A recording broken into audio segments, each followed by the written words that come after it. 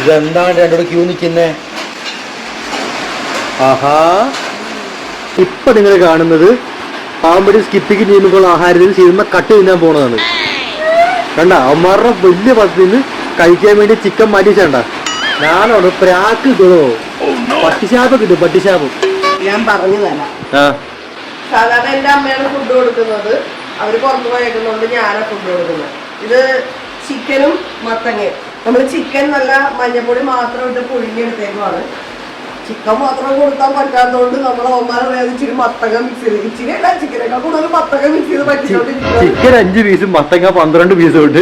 അപ്പൊ ഇത് നമ്മളിങ്ങനെ ചൂടാക്കിയിട്ട് കേട്ടാ വന്നിരിക്കണണ്ടാ പാത്രം എടുക്കുമ്പോ തന്നെ അറിയാം. നീമോ തലയൊക്കെ തിരിഞ്ഞൊക്കെ 360 ഡിഗ്രിയില് രജനീകാന്ത നീമോ ഉടലിരിക്കത്തില്ല, തല മാത്രം.